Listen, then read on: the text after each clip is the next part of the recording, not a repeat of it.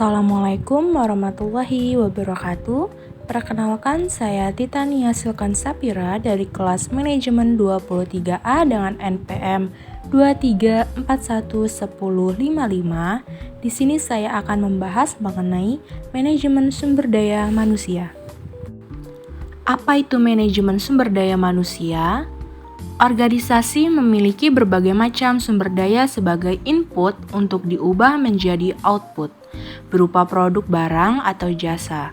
Sumber daya tersebut meliputi modal atau uang, teknologi untuk menunjang proses produksi, metode atau strategi yang digunakan untuk beroperasi, manusia, dan sebagainya. Di antara berbagai macam sumber daya tersebut, manusia atau sumber daya manusia merupakan elemen yang paling penting. Untuk merencanakan, mengelola, dan mengendalikan sumber daya manusia, dibutuhkan suatu alat manajerial yang disebut manajemen sumber daya manusia atau SDM.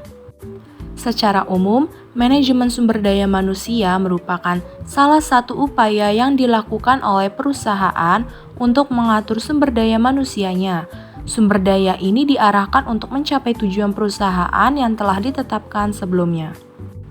Menurut Deslergy, sumber daya manusia adalah suatu proses untuk memperoleh, melatih, menilai, memberikan kompensasi, dan mengorganisasikan hubungan relasi, kesehatan dan keselamatan, serta isu keadilan yang dimiliki oleh pekerja dalam organisasi.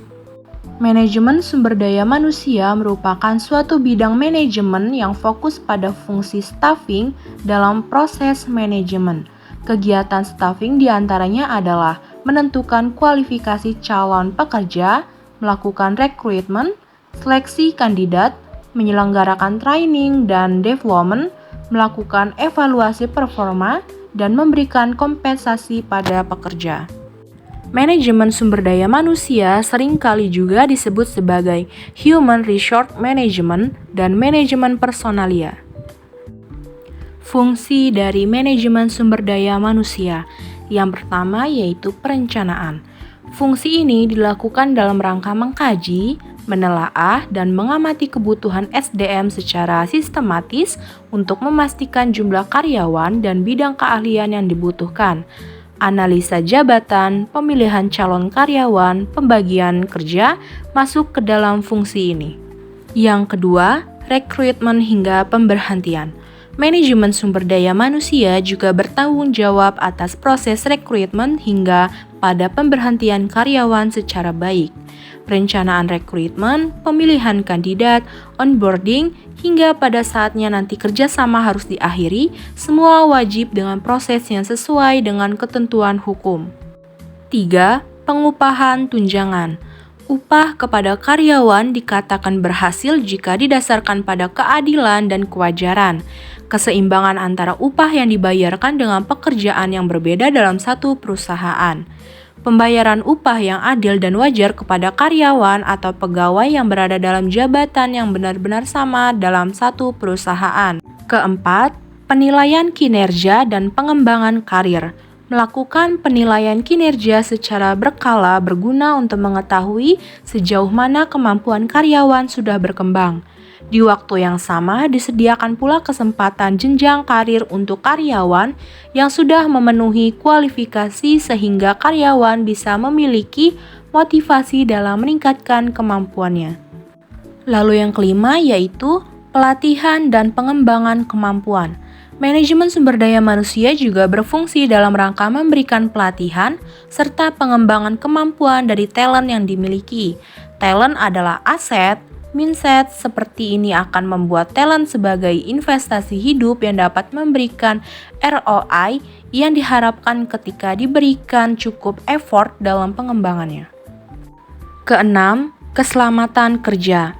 Tak hanya soal kesejahteraan dan peningkatan performa, manajemen sumber daya manusia juga wajib berfokus pada keselamatan dan kesehatan kerja dalam rangka menjaga hidup setiap talent yang ada. Perancangan manajemen risiko, program motivasi, strategi konflik, serta memperhatikan keselamatan kerja di dalam atau di luar perusahaan. Lalu yang terakhir yaitu Pengelolaan hubungan kerja.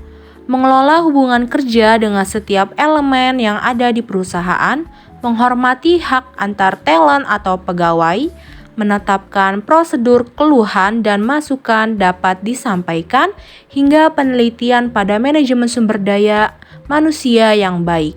Fungsi ini dijalankan dengan sebaik-baiknya dengan mempertimbangkan hak pegawai yang dimiliki perusahaan. Tujuan dari manajemen sumber daya manusia. Sebetulnya, tujuan manajemen sumber daya manusia sendiri bervariasi dan berbeda di setiap perusahaan.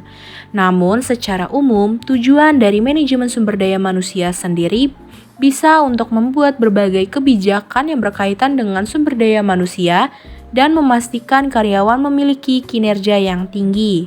Selain itu juga, tujuan adanya manajemen sumber daya manusia adalah untuk memastikan perusahaan mampu mencapai tujuan bisnisnya, di mana hal tersebut melibatkan semua karyawan yang terampil dan memiliki kemajuan untuk maju.